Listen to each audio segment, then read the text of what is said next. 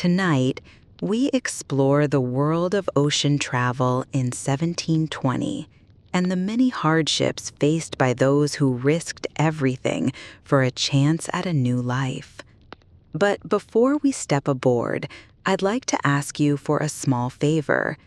If you enjoy these quiet journeys into the past, give this channel a like and subscribe if you'd like to hear more. It helps more than you think. And tell me in the comments, would you risk your life to sail across the ocean for the hope of something better, or would you stay safely on shore? Now, let's imagine ourselves at the edge of that decision. The dock is crowded, the air thick with the smell of tar, salt, and livestock. Crates thud onto planks, gulls scream overhead, and the ropes creak as a ship prepares for departure. Beside you stands your child, their hand clutching yours tightly as they stare up at the vessel that will soon become your entire world for 6 long weeks. This ship is no comfortable vessel. It is a floating gamble. The bunks below are cramped and dark. The food is tough and salty.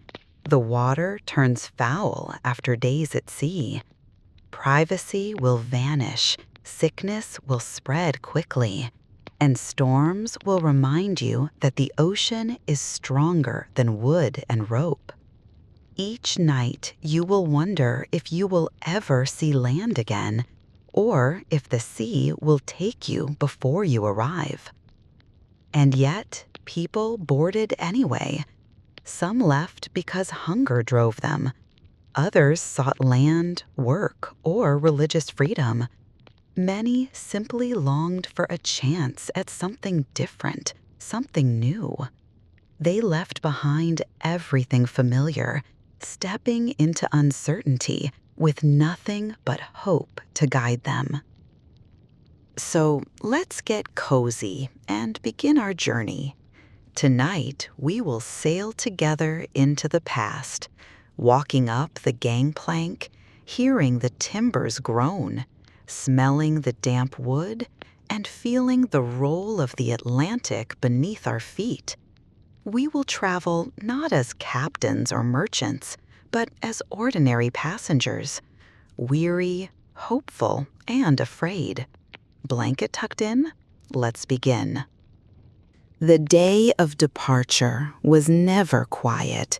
Ports were not peaceful places where travelers strolled politely onto their ships, waving a dignified farewell as they disappeared into history. No, a port in 1720 was a living, breathing creature.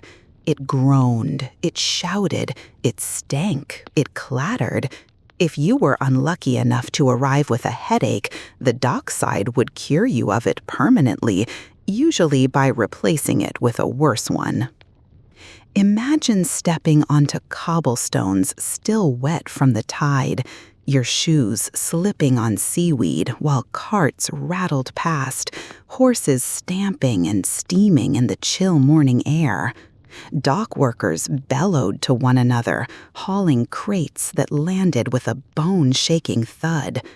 The smell was a stew, salt, tar, fish guts, manure, and the faint sweetness of rotting fruit that had been forgotten in a barrel. Above it all, gulls screamed in protest, as if they too wanted passage across the sea, but had been denied a ticket. This was the setting for the last glimpse of home. For a passenger bound for the colonies, the dock was the dividing line between 2 lives, the one behind and the one ahead, which was mostly unknown and only half promised. Families clung to one another, stretching out their goodbyes until the last possible moment. Mothers pressed coins into their children's palms with the command to remember us. Friends embraced too tightly, then too quickly, fumbling with nervous laughter as though pretending it was a happy occasion. Many said words like, "I'll see you soon," even when both sides knew they never would. Farewell rituals had to be brisk because tears slowed the work, but the emotion was always there, trembling beneath the noise. Among the crowd, our imagined passenger stood, a parent with a child beside them. The little one clutched tightly to their sleeve, eyes wide at the towering hull of the ship ahead. To the child, it was less a vessel than a wooden castle, alive with ropes and sails, and sailors who darted about like ants on a giant's table. For the parent, it was something different, a promise, a risk, and a coffin all in one. Boarding a ship was not a neat single-file exercise. If you were lucky enough to afford a cabin, you might step aboard with relative ease, guided by a mate with a ledger in his hand and a quill behind his ear. If you were traveling steerage, which most migrants were, you were swept into a human tide, pressed shoulder to shoulder with others carrying bundles of possessions wrapped in cloth, or cradling baskets with bread and salted meat for the journey. Livestock came too. Pigs squealed, goats dug in their hooves, and chickens clucked from wicker cages, feathers drifting into the air to settle on passengers' coats. Ships were floating communities, and communities needed food. If you were lucky, some of that food might still be alive long enough to be eaten fresh weeks later. The gangplank itself was a test of nerve. Often just a wide board with ropes strung on either side, it wobbled alarmingly as you shuffled across. Beneath, the dark water slapped against the pier, reminding you of exactly what you were stepping into. Some children laughed with glee at the sensation. Others froze halfway, clutching the rope and refusing to budge until a sailor coaxed or carried them the rest of the way. It was easy to mistake one ship for another. They all seemed to blur together, tall masts, furled sails, flags snapping in the wind.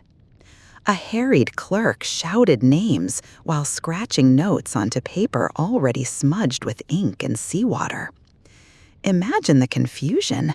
You could line up for the wrong vessel entirely, bound for Jamaica when you meant Virginia. There was no ticket with your name printed on it in elegant letters, no boarding gate with a friendly agent waving you through. Just noise, lists, and the occasional curse when someone discovered they were at the wrong end of the dock. It was, as one might say, the 18th century version of losing your gate number at Heathrow. Except, if you got it wrong, you didn't miss a weekend getaway. You missed the rest of your life. Once aboard, many lingered near the rail as long as they could. They leaned over, waving to the shrinking figures of loved ones still on the dock, handkerchiefs fluttering like pale wings in the wind. Children shouted until their voices cracked, desperate for one last response from those they left behind. Parents stood stiffly, gripping the rail with white knuckles, as though their grip on the wood might somehow keep them connected to home. Farewells at sea had a finality that land could never provide. Once the ship began to edge away, pulled by ropes and tide, there was no running back, no sudden change of heart. You could not leap from the deck and swim home. The water made sure of that. For many, this was the first taste of the fear that would accompany them for weeks. The realization that home was gone, land was slipping away, and all that remained was the vast and unpredictable Atlantic. You might whisper prayers under your breath, crossing yourself with shaky fingers. You might tuck a keepsake deeper into your pocket, a locket, a letter, a ribbon. something tangible to remind you why you were braving the ocean in the first place. As the ship strained against its moorings, the dockside chorus changed. Shouts of sailors carried over the water as orders were barked.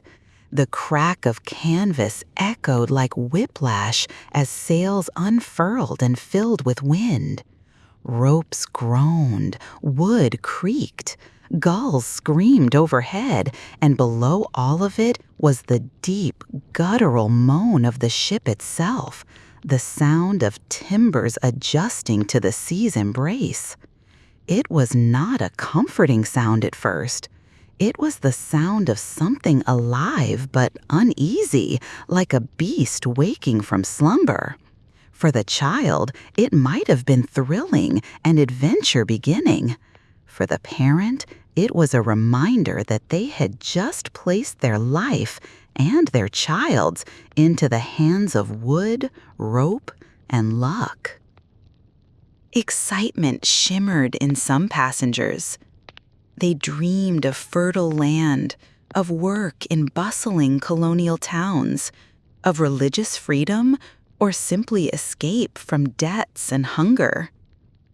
They shared whispers of what lay ahead, though most stories were secondhand, embroidered in taverns, or exaggerated by those who had never crossed the sea themselves.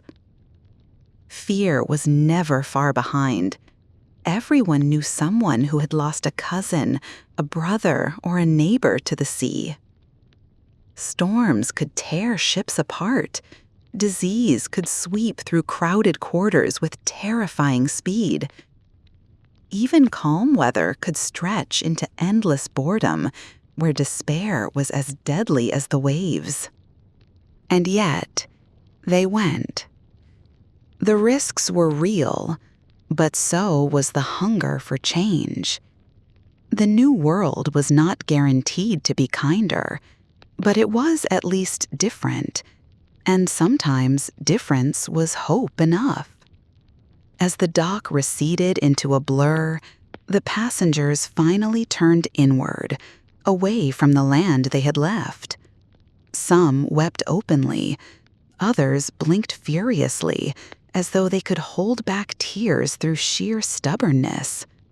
Children tugged at sleeves, asking questions no parent could answer with certainty.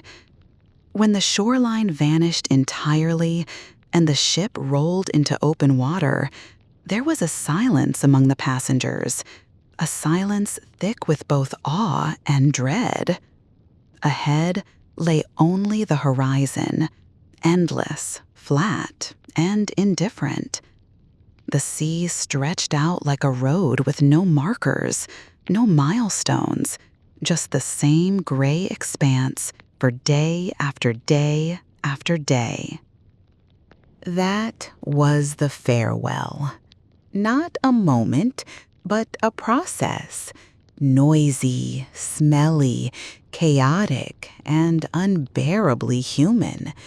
It was the moment when lives divided into before and after. Before the ship and after the voyage.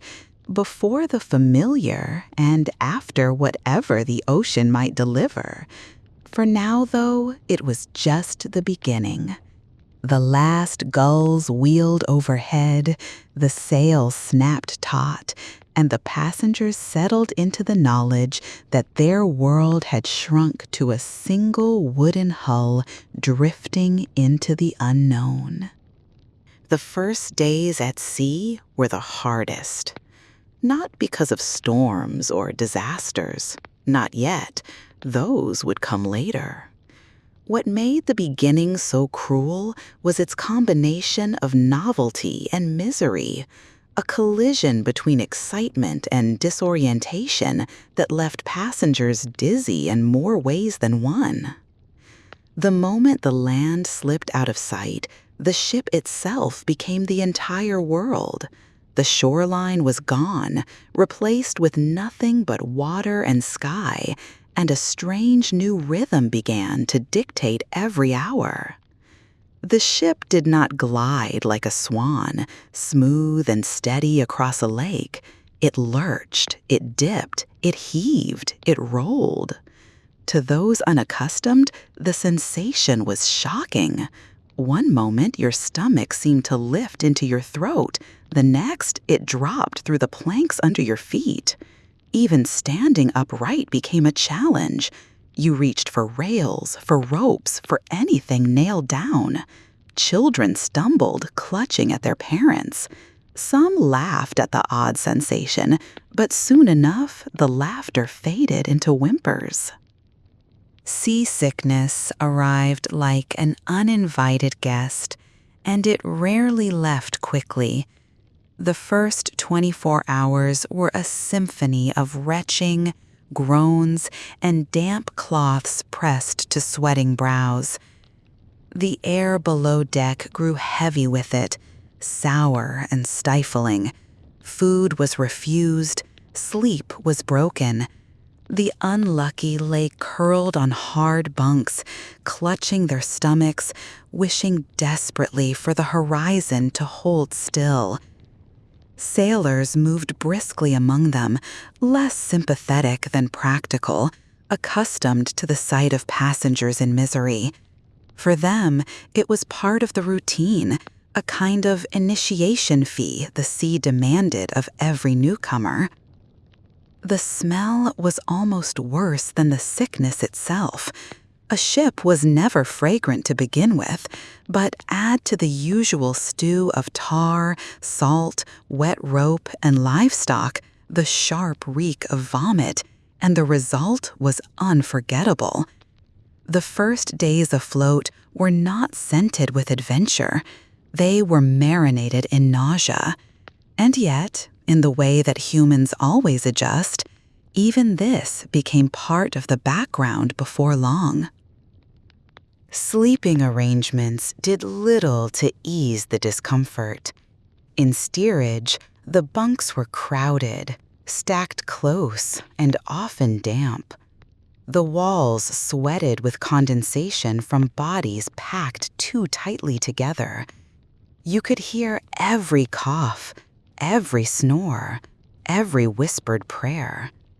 Privacy was not a concept that survived on the Atlantic. You slept with strangers within arm's reach, your child curled against you, your bundle of belongings wedged under your head in the hope it would not be stolen. The lanterns guttered in the draft, shadows jumped against the beams, and the groan of the timbers accompanied every restless hour. Above, the sailors barked their commands and moved through their watches. The ringing of the ship's bell marked the passing of time, though it made little sense to those unused to it. 8 bells, then another watch, then another, the cycle repeating without much regard for night or day. For passengers, time blurred quickly. The days stretched, the nights were restless, and the only certainty was that you were no longer on land. Children found ways to adapt faster than adults.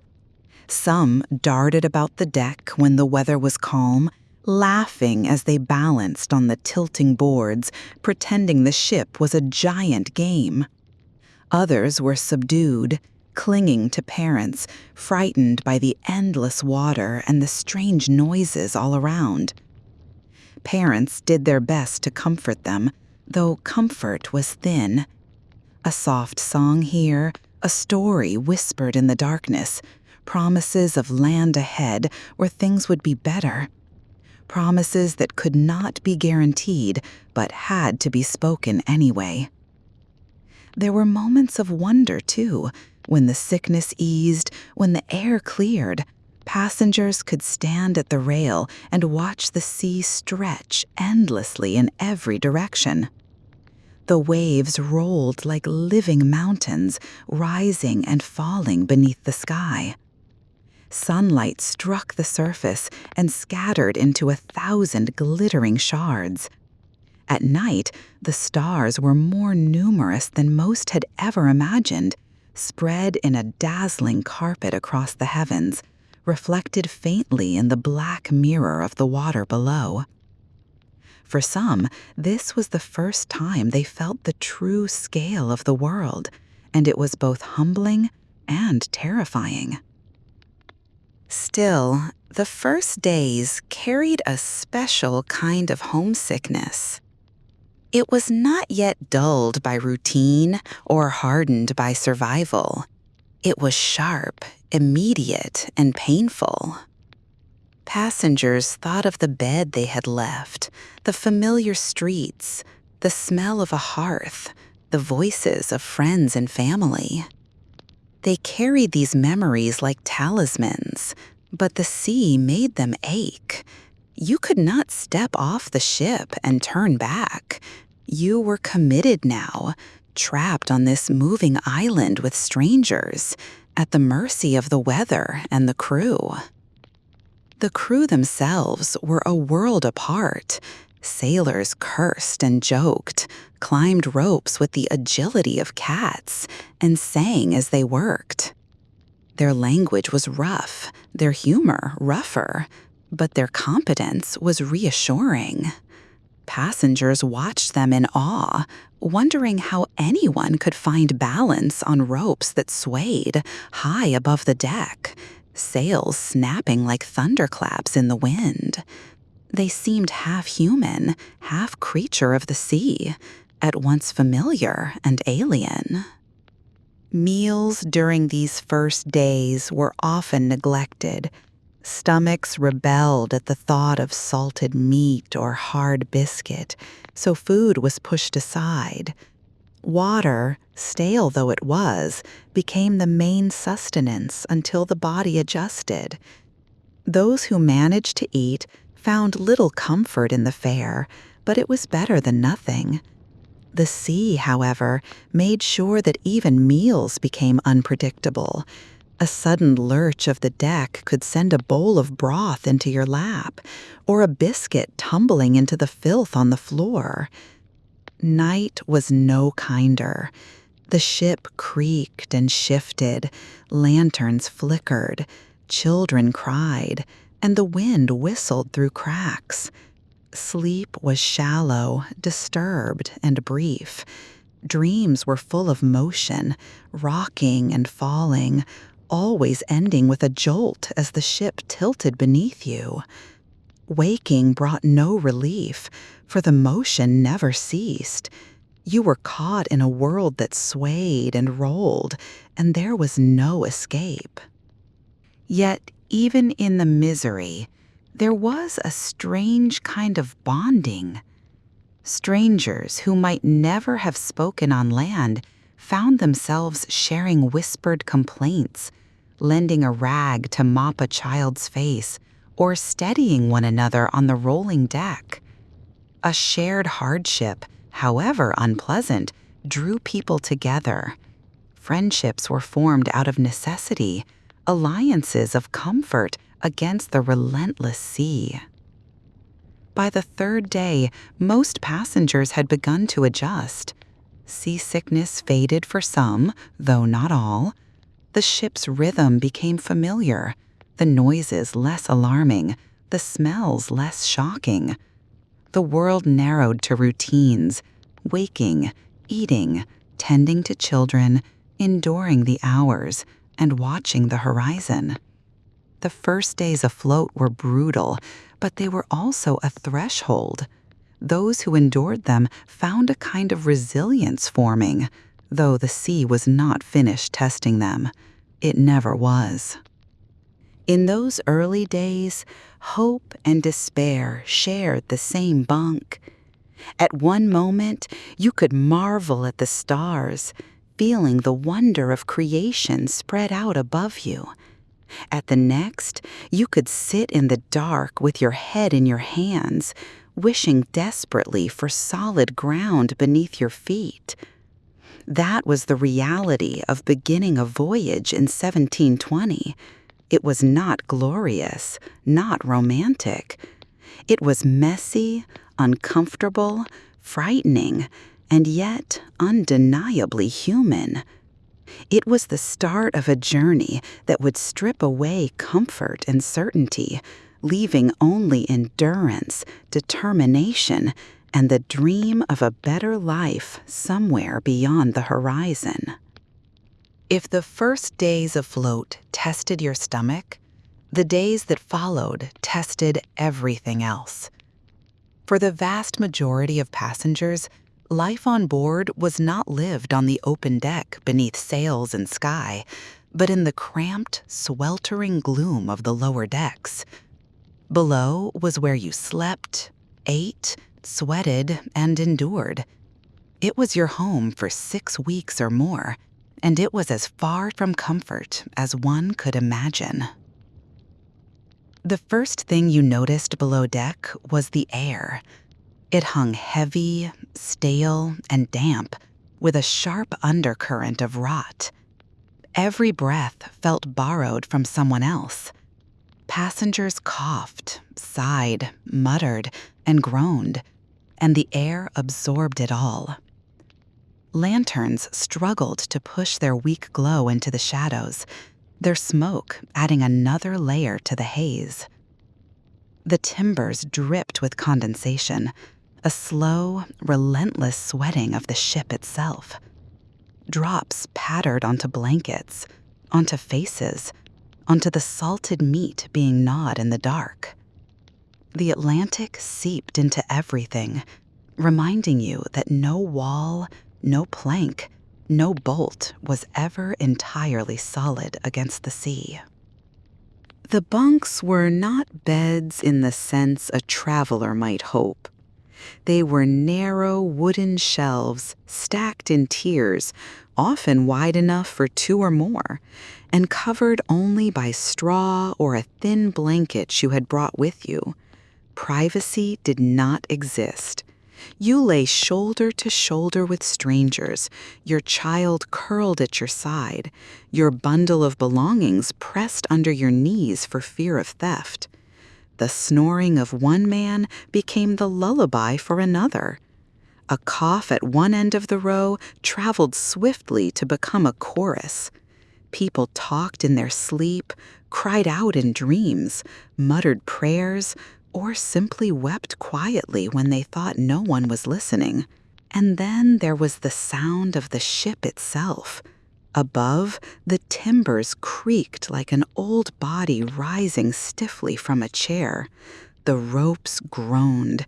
The hull shuddered with each wave that struck it, a deep and constant rumble that seemed to come from the earth itself.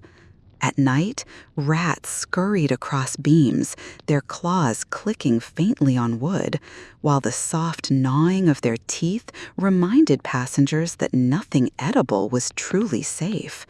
If you closed your eyes, you could pretend the noises were part of some great machine, a rhythm keeping you alive, but often they were simply a reminder that you were trapped inside a wooden box being tossed endlessly by an indifferent ocean.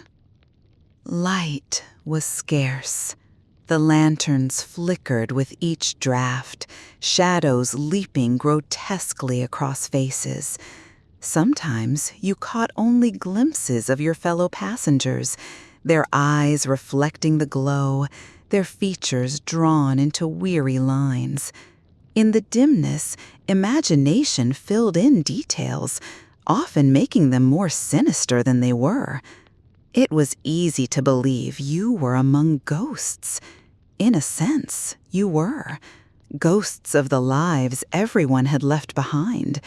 Ghosts of those who had crossed before and not returned. Daily life below was monotonous, but never restful. Meals were doled out in portions that were small and often unappetizing. Salt pork, hard biscuit, thin broth, perhaps a ladle of peas. You ate sitting on your bunk or crouched on the floor, the ship's motion threatening to tip your portion into your lap. There was little ceremony in the act of eating. It was survival, nothing more. The food smelled of brine, tasted of brine, and crumbled into dust or mold in your hands. Yet it filled the stomach enough to keep despair at bay, at least for a while. To relieve yourself, there were buckets, crude, shared, and endlessly unpleasant. Privacy was non-existent, dignity a luxury. The smell of those buckets lingered, no matter how often they were emptied.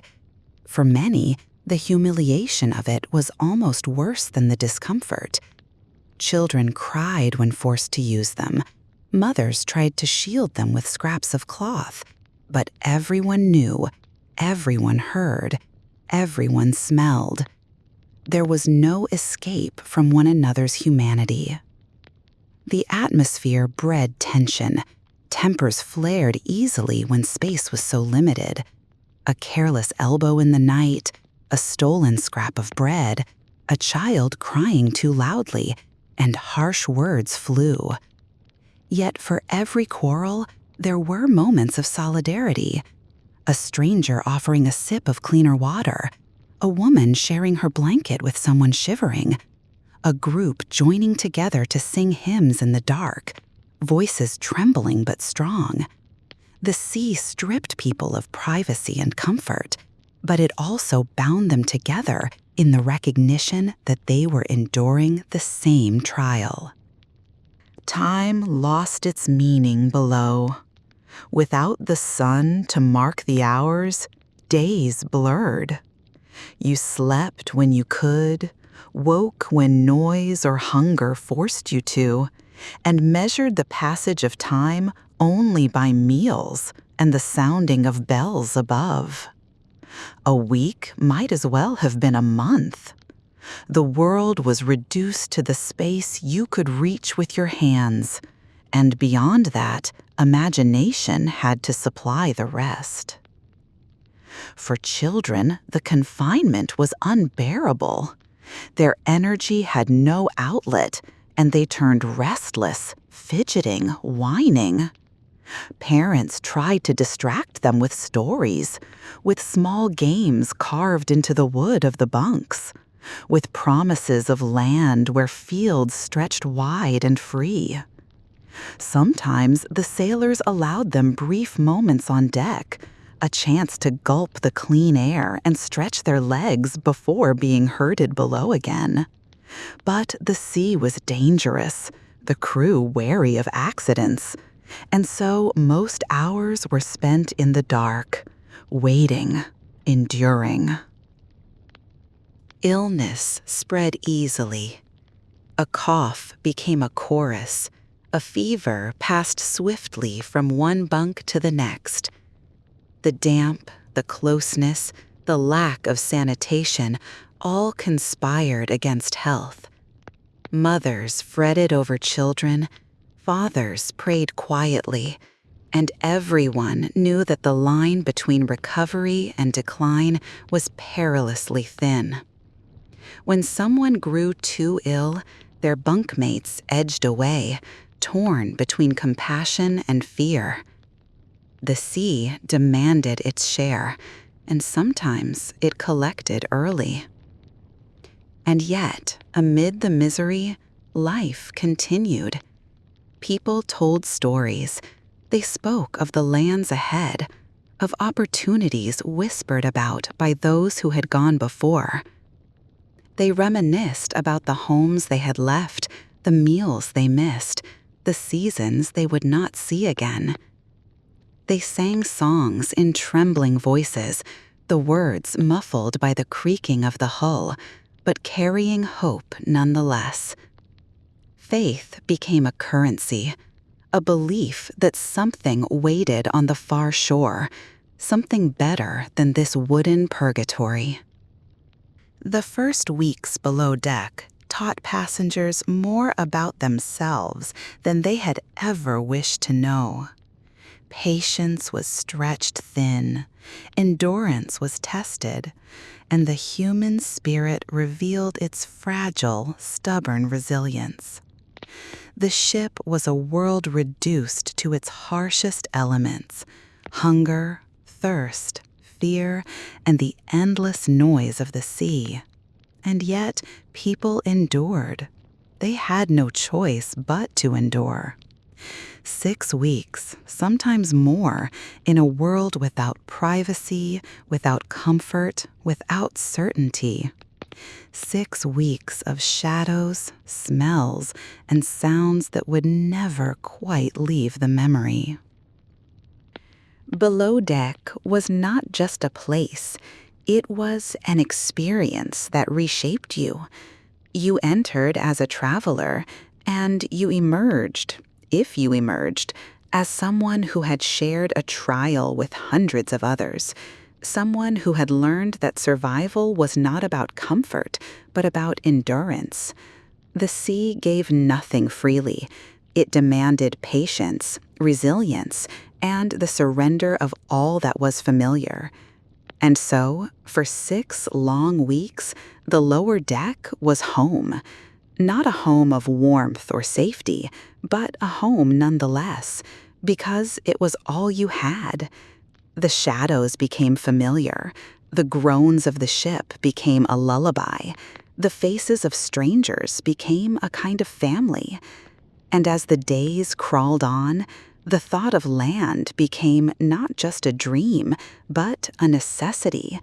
Land was hope, and every groan of the timbers, every drip of condensation, every whispered prayer in the dark was endured for the promise that one day, somewhere, the ship would stop rolling and the world would open again beneath steady feet.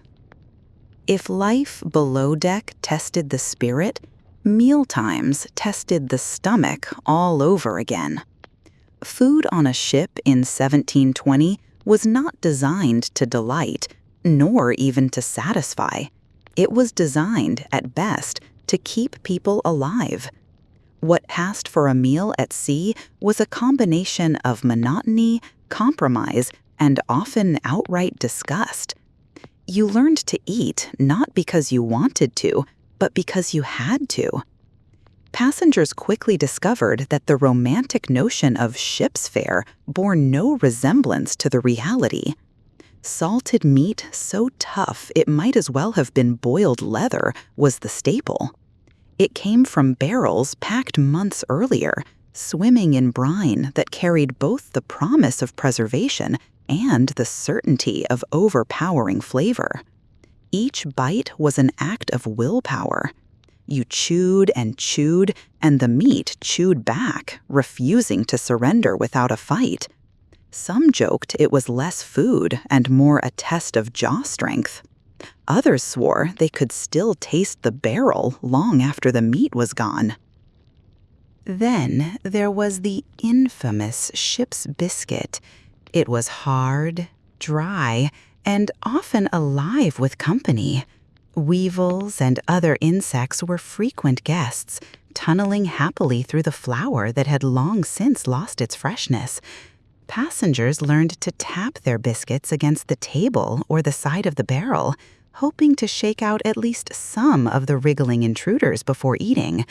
Others preferred to close their eyes and crunch quickly, convincing themselves that extra protein was a blessing rather than a curse.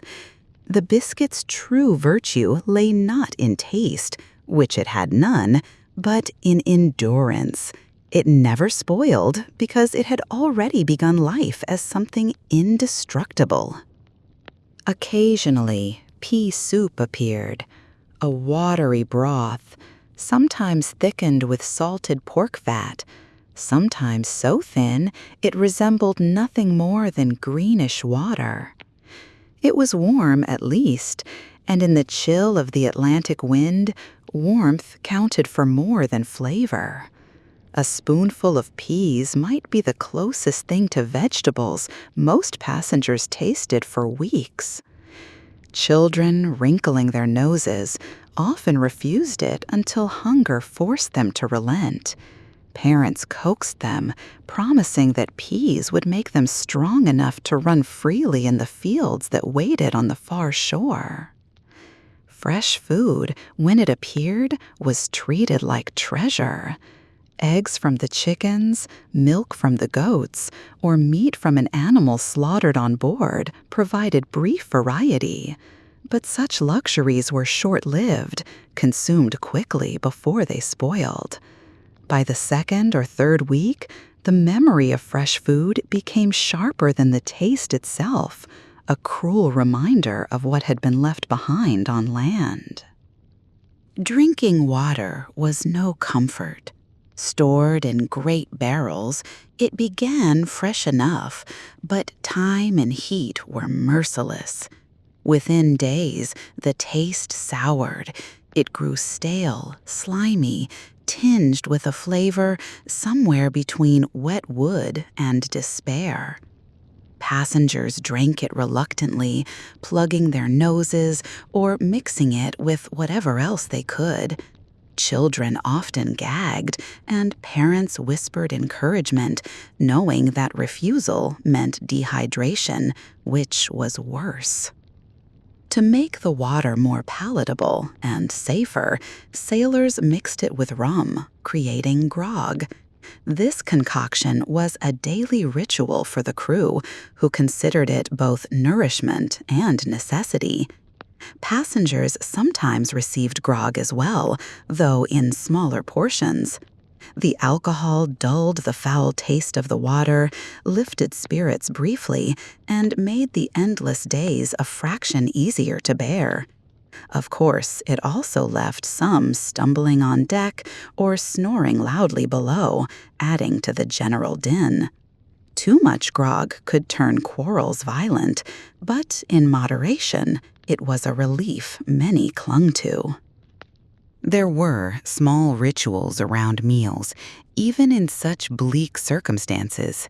Families tried to eat together, crouched on bunks or gathered in corners, holding their bowls steady against the roll of the ship. Conversations were muted, often broken by the creak of wood or the crash of waves, but the act of sharing food offered a thread of normality. Parents told stories to distract children from the taste.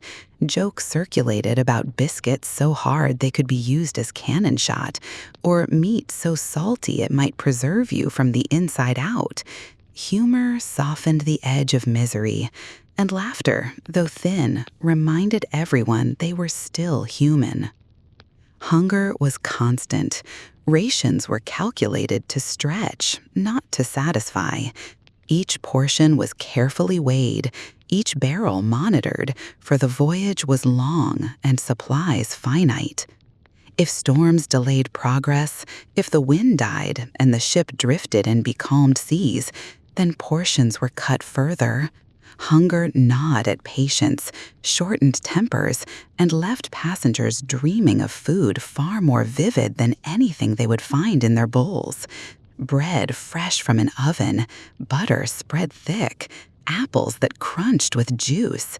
These dreams were sometimes more torturous than the hunger itself. Illness made meals even more fraught. The damp, the foul air, the crowded conditions all weakened bodies.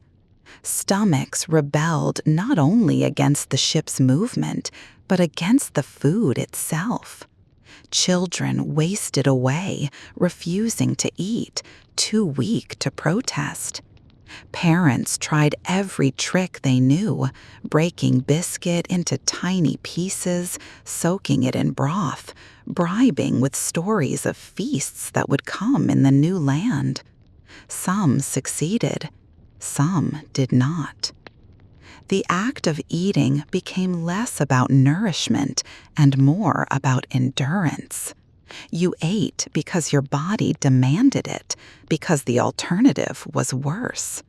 You chewed and swallowed and tried not to think too hard about what exactly you were consuming. You tried not to look too closely at the biscuit in your hand or the sheen on the water in your cup. You tried not to remember the meals you had once enjoyed, because that way lay despair. And yet, even in this, there was resilience. People adapted. They found ways to make the inedible tolerable. They soaked biscuits in grog or broth to soften them. They shared scraps of fresh food when luck allowed. They traded, bartered, and sometimes stole, but always with the goal of keeping life moving forward, one meal at a time. In the act of eating together, however miserable the fare, passengers built a kind of community. They groaned, they joked, they survived. It is difficult for us now, accustomed to variety and abundance, to imagine the harsh simplicity of shipboard food. But for those who endured it, the meals of the Atlantic crossing became a defining memory.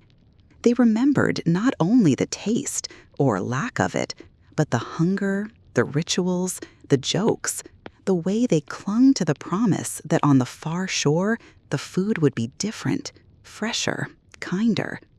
They endured the biscuits and the brine because beyond them lay land, and land meant bread that did not break your teeth, water that did not crawl with life, and meals that restored rather than punished. So they ate, day after day, week after week, until the very act of chewing became as monotonous as the endless horizon. And they drank the stale water or the grog until thirst and hunger blurred together into a single constant ache. This was eating and drinking at sea in 1720. Not a pleasure, not even a comfort, but a reminder of survival. One bite, one sip, one grim swallow at a time. The sea has always had moods, and on long voyages it never hesitated to share them. Calm days lulled passengers into thinking perhaps the crossing would be manageable, even easy. The water would roll gently, the sky would stretch clear and blue, and children might even laugh on the deck as if this were some unusual holiday. But the Atlantic was not a kindly host, and it rarely let illusions last for long. Sooner or later, storms came. And when they did, passengers discovered what fear truly meant. The first sign was often the wind. It picked up, playful at first, tugging at hair and cloaks, snapping loose canvas in sharp little bursts. Then it grew stronger, pressing into every seam of the ship, making timbers groan as though the vessel itself resented the strain. Clouds gathered, thick and dark, and the light dimmed until day resembled twilight. Sailors moved quickly, tightening ropes, reefing sails, shouting orders that crackled through the growing roar of the wind. To the untrained passenger, it looked like chaos. To the sailors, it was desperate precision. The waves rose with the wind, lifting the ship high and dropping it into troughs that seemed deep enough to swallow the world. Barrels slid, ropes snapped taut, and passengers clung to whatever they could grasp. Below deck, the darkness grew suffocating.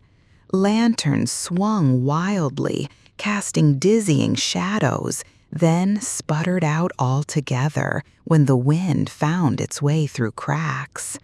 People clutched children, clutched one another, clutched at the beams themselves as the ship groaned and rattled around them. The sound of waves striking the hull was like cannon fire, each crash sending a shiver through the planks. Seasickness, which had begun to fade after the first days, returned with vengeance. Buckets were passed from hand to hand, though many never reached them in time. The air thickened with the sour stench of vomit, mingling with the damp and the tar, until breathing itself felt like a punishment. The noise was overwhelming, wind screaming, water pounding, wood shuddering, and through it all, the prayers of passengers rising in 12 different tongues. Fear became something tangible. It crouched in the corners, whispered in every gasp. People prayed loudly, their words tumbling over one another, begging for mercy, for calm, for survival. Some clutched rosaries, beads clicking as they mouthed the familiar prayers. Others folded their hands, whispering hymns in cracked voices. A few screamed outright, convinced every roll of the ship would be the last. The child beside our passenger cried inconsolably, face pressed into their parent's chest, small hands gripping desperately as though human touch could anchor them against the will of the sea. Above, the sailors moved with astonishing speed, their bodies bent to the storm, their shouts swallowed and spat back by the wind. To passengers, they seemed both heroic and terrifying, climbing the rigging as if they had been born with ropes in their hands, balancing on swaying beams while the ship tilted almost sideways. It was a display of skill that might have inspired awe if awe had not been drowned in terror. The storm lasted hours, sometimes days. Time lost meaning in the chaos. Sleep was impossible, food unthinkable, comfort a forgotten idea. When exhaustion claimed passengers, it was fitful and brief, punctured by jolts of the ship and cries in the dark. Some swore they heard voices in the wind. Others claimed to see shapes in the crashing foam, omens of death or salvation, depending on how their minds bent under the strain. And yet, as violent as the storm felt, most ships survived. They were built for this, crafted to bend and groan, but not to break. Sailors cursed and laughed in equal measure, their faith lying as much in their wood and rope as in their God. For passengers, however, survival felt less certain. Each storm was endured with the bone-deep knowledge that not every ship came through. Faith became a lifeline. In the face of terror, people turned to whatever beliefs they carried with them. Psalms echoed in the darkness, sung softly, sometimes shakily, but sung nonetheless. Mothers whispered to their children that God's hand was steady, even if the sea was not. Fathers knelt on planks slick with seawater, muttering prayers to saints whose names blurred together in desperation. Even those who rarely prayed on land found themselves bargaining with heaven, promising piety, gratitude, and change in exchange for one more dawn. Superstitions joined faith in the fight against fear. Passengers whispered warnings they had picked up from sailors. Never whistle on deck, it calls the wind. Never anger the sea by boasting, it punishes pride. Some clutched charms, coins, or scraps of ribbon, convinced they offered protection. Others stared at the sailors' own rituals with wide eyes. A horseshoe nailed to the mast, a cat carried aboard for luck, or the refusal to let women near certain tasks lest it tempt fate. The sea was too vast, too unpredictable to face without superstition. When the storm finally passed, the silence was deafening. The wind dropped, the waves shrank, and the ship floated more steadily. Passengers crept back onto the deck, pale, hollow-eyed, clothes damp with sweat and seawater. They breathed the clean air as if it were their first taste of life again. The sun, when it returned, seemed impossibly bright, the sky impossibly wide. Relief was overwhelming, though it carried with it the knowledge that the sea was not finished. This had been one storm. Others would come. Children recovered first, their resilience astonishing. They clambered onto the deck, still shaky, but already chasing one another, laughing nervously as if to banish the memory. Adults moved more slowly, their eyes distant, their bodies weary. Some gave thanks aloud, kneeling in prayer. Others simply sat in silence, staring at the horizon, letting the warmth of the sun sink into their bones. Fear lingered, though.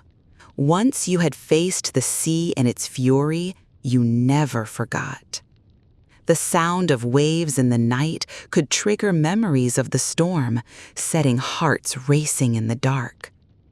The creak of timbers could send shivers of dread through tired bodies. Survival did not erase fear, it etched it deeper. But alongside the fear grew something else, a grim acceptance, an understanding that storms were part of the bargain.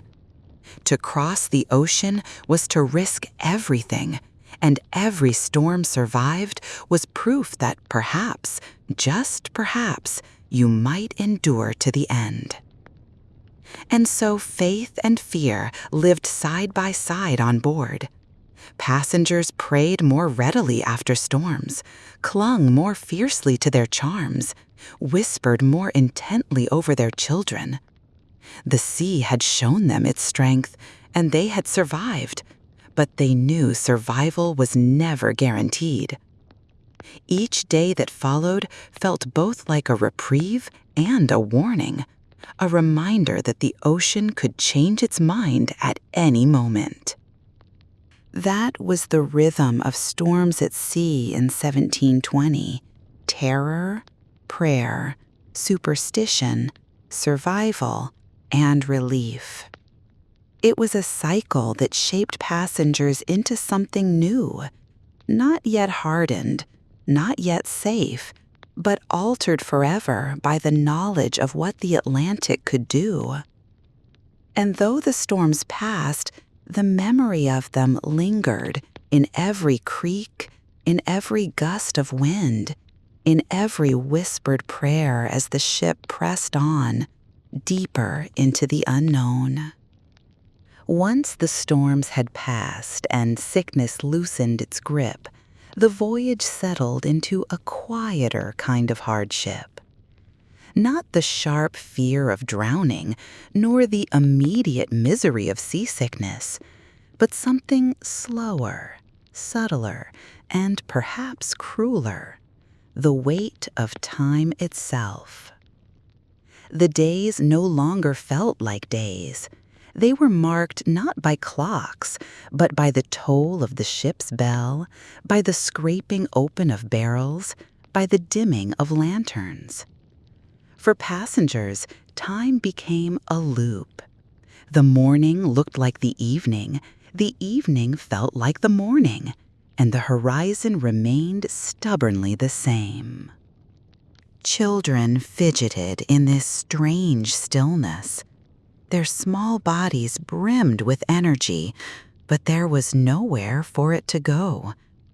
They played with scraps of rope, invented games with pebbles carried from home, or traced patterns in the condensation that ran down the timbers. Sometimes a sailor, grinning despite himself, carved a tiny toy or showed them how to tie knots, a brief kindness in the monotony. But such diversions were fleeting. Soon enough, the restlessness returned, and the sound of childish laughter turned back into whimpers of frustration. For adults, the sameness pressed more heavily. With nothing to do but endure, thoughts turned inward. Some passengers grew quiet, their faces blank as they stared at the sea, minds drifting to homes left behind.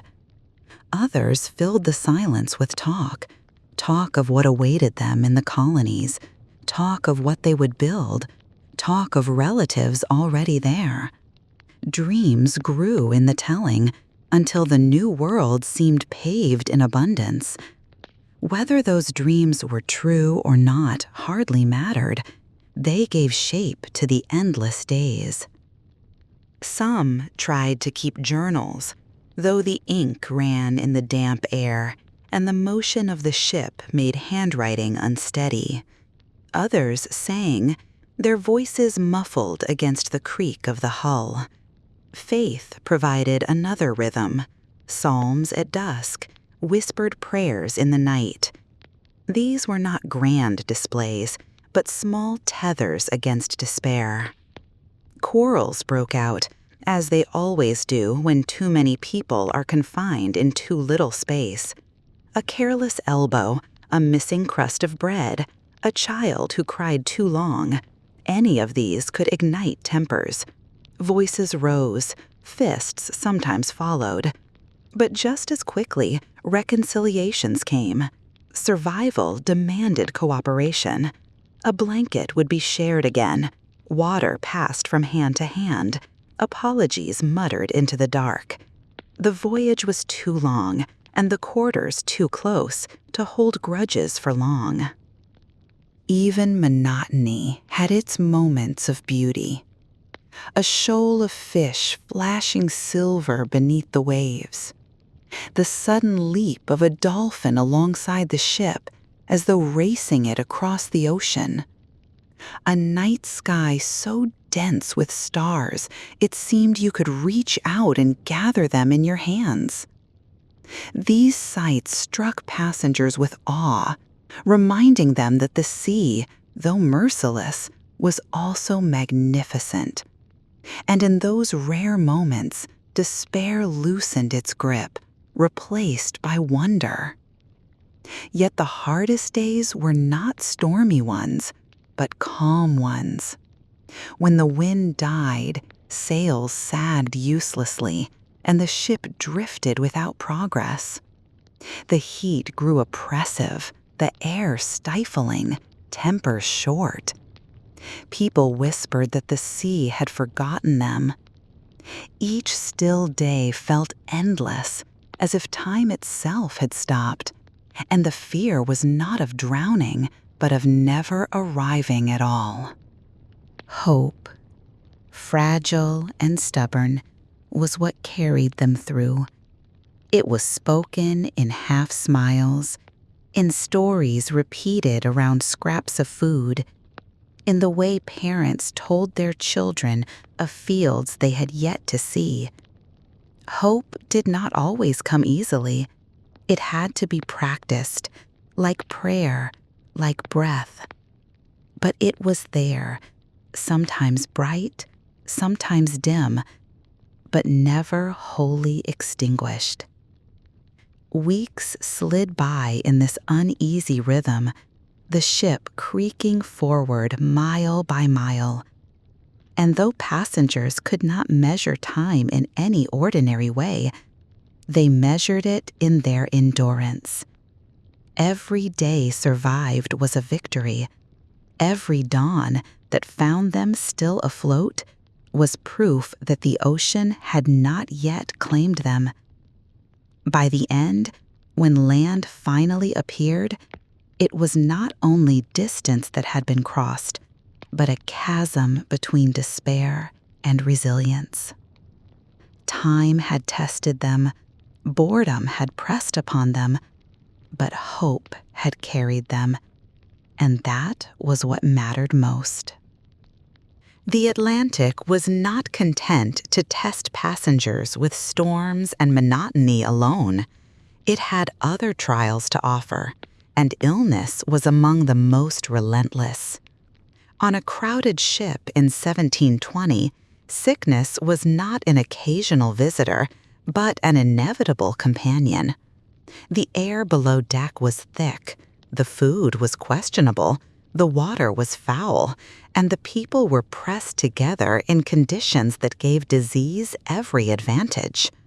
Sooner or later, someone began to cough. Someone else developed a fever, and like fire racing along dry timber, illness spread. At first, it was small things: a child's sniffle, a mother's pale face, a man's sudden weakness. Passengers reassured themselves that these were temporary, that the body would recover with rest. But there was little rest to be had. The bunks were hard, the air was damp, and every surface seemed to carry the breath of another person.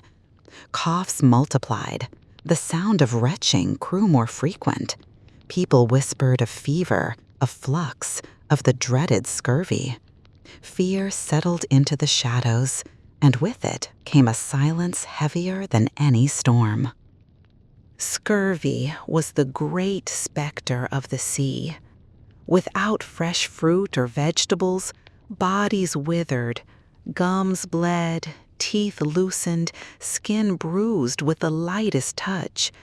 People grew weak, listless, unable to rise from their bunks. Mothers looked on in despair as their children wasted before their eyes, their once bright energy replaced by dull stares. There was little to be done. The remedies were known: citrus, fresh greens, but they were absent on the Atlantic. The barrels held only salted meat and hard biscuit, which filled the stomach but drained the body. Other illnesses thrived too. Dysentery ran rampant, its misery compounded by the lack of sanitation. Buckets overflowed, their contents sloshing with the ship's motion, spreading filth and fear in equal measure. Fevers burned through the darkness, leaving passengers drenched in sweat, muttering deliriously as neighbors edged away, torn between compassion and self-preservation. The smell of sickness joined the already foul air, a reminder that the sea was not the only enemy. Children were the most vulnerable. Their small bodies struggled against the relentless conditions. Mothers begged them to eat, coaxed them to drink the foul water, soothed their cries in the night. Sometimes the soothing worked, sometimes it did not. The sound of a child's cough became a sound that hollowed the heart, for everyone knew where it might lead. Parents prayed fiercely, bargaining with heaven, offering their own health in exchange for their child's survival. And then came the worst inevitability: death at sea. It was not common enough to strike every voyage, but common enough to be expected. When it came, it was swift and merciless. A fever that raged unchecked, a cough that turned to silence, a body that grew still in the dark. There was no time for mourning in the way land allowed, no procession, no grave to mark, no earth to hold what was lost.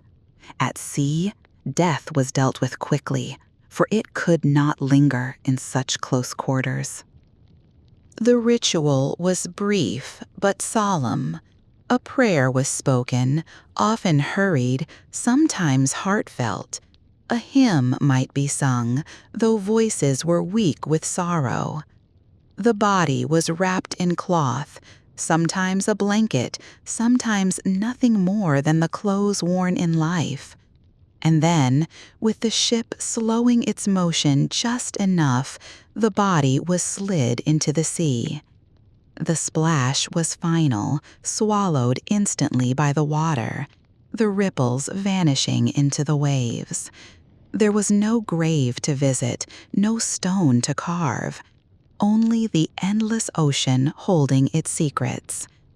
For families left behind on board, the grief was sharper for its lack of place. To lose someone and have nowhere to go to remember them was its own cruelty. Passengers spoke of these moments in hushed tones. The splash of a body into the sea stayed in memory forever. Some swore the ocean grew quieter for a moment, as if acknowledging the soul returned to it. Others could not bear to look, turning their faces away, holding their children closer. Every burial at sea reminded everyone of their own fragility. It was a warning that survival was not guaranteed, that the Atlantic was patient and would claim its due in time. Superstitions clustered around death as much as storms. Some whispered that souls lost at sea wandered forever beneath the waves, their voices carried in the wind. Others believed the ocean delivered them swiftly to heaven, for no earth could bind them. A few even muttered that each death appeased the sea, buying safety for the living.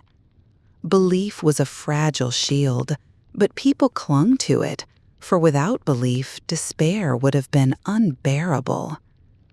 The emotional toll was immense. After a death, passengers moved more quietly. Children clung more tightly to their parents. Meals were eaten in silence, prayers spoken with greater fervor. For days afterward, every cough was listened to with dread, every fever watched with suspicion. The ship became a place of anxious waiting, each passenger scanning the faces of others, searching for signs of sickness. Trust frayed, but compassion survived in strange ways. A cup of water offered, a blanket shared, a prayer whispered over a stranger. The sea took lives, but it also forced kindness to surface, for survival demanded that people endure together. There were voyages where illness took many. Whole families diminished, friendships broken by loss, hope thinned by grief. And there were voyages where only a few succumbed, their memory carried by those who stepped onto land at last. But in every case, the shadow of illness marked the crossing. Even those who survived carried its weight, a memory of fear and loss that never quite left them. For the parent with a child, the fear of illness was perhaps the sharpest of all. Each cough was a dagger, each fever a storm within. To watch a child suffer, to be powerless to cure them, was agony beyond words. And yet, many did endure. Children proved resilient, recovering when adults could not, their small bodies finding strength in ways that astonished. Parents held on to those moments of recovery as proof that survival was possible, that hope was justified. Illness and loss were part of the voyage, as much a part as the creak of the hull or the roll of the waves. They reminded passengers that the journey was not only physical, but deeply human. It was not just wood and water, but flesh and blood, fragile and finite. And it was in that fragility that courage was revealed. To rise each day, to care for one another, to face the uncertainty of survival, that was courage. Not the courage of swords or battles, but the quiet courage of endurance. And so passengers endured. They mourned, they prayed, they clung to hope. They counted the days not only by the meals or the bells, but by the names still spoken, the faces still present. Each survival was a victory, each breath a defiance against the sea. Illness and loss could not be avoided, but they could be endured, and endurance was enough to carry them forward toward the hope of land. After weeks of rolling waves, damp wood, and stale air, passengers began to wonder if land still existed at all. The sea stretched endlessly, the horizon unchanged, and the days blurred into one another like a dream that would not end. Hope had become routine, spoken more out of necessity than belief. Yet voyages did end, and one morning, sometimes sooner, sometimes later than expected, a cry went up that changed everything: land. It usually came from a sailor first, their eyes trained to spot what others missed. A faint smudge on the horizon, darker than cloud, steadier than mist. The shout carried across the deck, and within moments, passengers pressed forward, jostling for space, desperate to see. At first, many saw nothing, their tired eyes fooled by waves and light. But then, slowly, the truth revealed itself. A line of green, a darker band against the gray sea, a promise made visible. The reaction was immediate and overwhelming. Some laughed, giddy with relief. Others wept openly, their faces streaked with tears and salt. Children bounced and shouted, pointing eagerly as though they had spotted paradise itself. Mothers clutched them close, whispering thanks through trembling lips. Fathers who had grown silent over weeks of endurance suddenly found their voices again, calling out prayers, songs, even jokes. The ship, so often heavy with despair, felt lighter, buoyed not by the sea, but by the spirit of those on board. The sight of land brought back senses dulled by monotony. Passengers swore they could smell it before they reached it, the earthy, living scent of soil and plants, so different from brine and pitch. After weeks of stale air, the thought of grass, of trees, of fresh ground seemed miraculous. Some imagined they could already taste fruit, hear the rustle of leaves, feel solid earth beneath their feet. Land was no longer an idea, it was tangible, and the body remembered what it had missed. Approach was not swift. Ships of the time moved slowly, and it could take a full day or more to reach the shore after the first sighting. That waiting was unbearable. Passengers crowded the rails, unwilling to return below deck. They watched as the smudge grew into hills, forests, or beaches, each detail sharpening until disbelief turned into certainty. The journey was ending. The nightmare, the endurance, the weeks of monotony and fear. They were about to be exchanged for something new. But joy was tempered by unease. For all the relief of arrival, the unknown loomed ahead. What would greet them on shore? Opportunity, as promised, or hardship, as whispered in rumor? Would family be waiting, or would they be strangers in a strange land? And always, behind the relief, was grief for those who had not survived the voyage. Every family that reached shore carried the memory of those left behind in the sea, the splash of bodies consigned to the waves. Arrival was sweet, but it was never without bitterness. Disembarkation was its own chaos. Anchors dropped with a thundering splash, sails furled, ropes thrown. Small boats ferried people to shore if the harbor was shallow. Passengers stumbled onto the planks, their legs unsteady after so many weeks of rocking.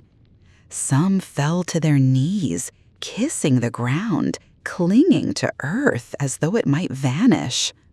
Children wobbled comically, unused to solid footing, their first steps ashore resembling those of toddlers relearning how to walk. The ground itself seemed to sway beneath them, a phantom motion that would take days to fade. The noise of the new shore was overwhelming. Birds called, dogs barked, merchants shouted, sailors unloaded. The air was different, alive with scents that spoke of fertility and promise. Smoke from chimneys, spices from markets, manure from animals, fresh earth after rain. For passengers who had endured weeks of salt and staleness, it was intoxicating. The world seemed vibrant, crowded with life, impossibly rich. And then came the first true breaths of freedom and fear. Those who had made the voyage for opportunity now had to face it. Land grants had to be claimed, work had to be found, families had to rebuild.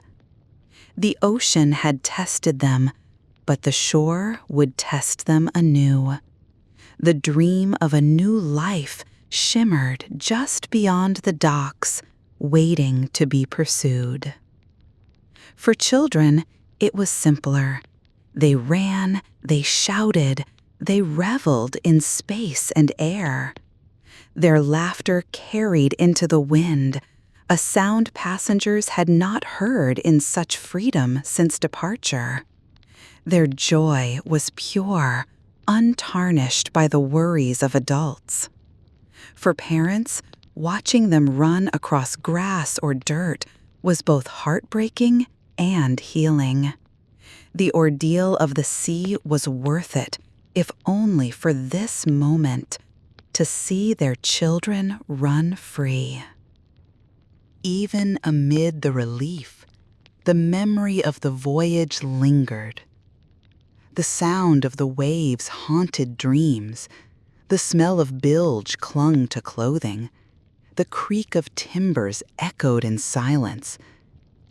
People found themselves swaying on solid ground, their bodies remembering the ship even when their eyes told them otherwise.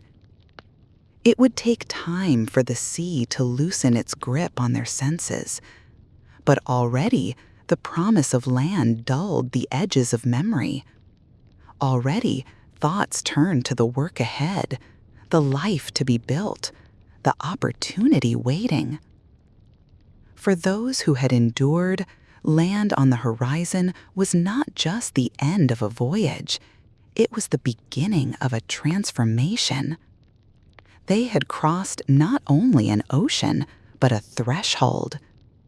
They had faced storms, sickness, hunger, and despair, and emerged with hope intact. The land was proof that endurance mattered, that courage carried reward. It was not paradise, not perfection, but it was possibility.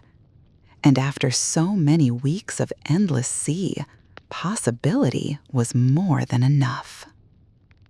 As passengers stepped into the new world, they carried with them stories of the crossing, stories of sickness and survival, of prayers whispered in the dark, of storms that shook their courage, of friendships formed in desperation. They would tell these stories for years, passing them down to children and grandchildren. The Atlantic crossing would shape families, communities, and entire nations. But for those who lived it, it was first and foremost a personal victory, a triumph of endurance, of faith, of stubborn human will against an ocean that offered no guarantees. Land on the horizon was not merely a sight, it was hope fulfilled. It was the reward for 6 weeks of suffering. And for every passenger who stood on that deck and saw the green smudge grow into reality, it was a moment they never forgot. The ocean had been their prison, their trial, their tormentor. But now it was behind them. Ahead lay earth, air, and life renewed. The sea had taken much, but it had delivered them here. And in that delivery was a promise that after suffering there could still be beginnings. And so, after weeks of fear, sickness, monotony, and endurance, the voyage ended.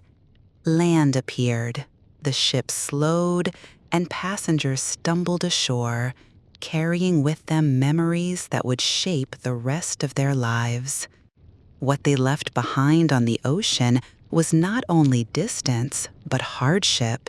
Storms survived, hunger endured, loved ones lost, and hope tested again and again.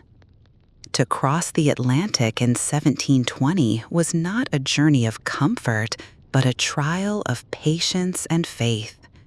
Ordinary people, not heroes or captains, faced the sea with little more than stubbornness and the dream of a better life. They whispered prayers in the dark, clung to one another in storms, and endured the sameness of endless days. And though the sea claimed its share, those who reached land carried something unshakable, the knowledge that they had survived.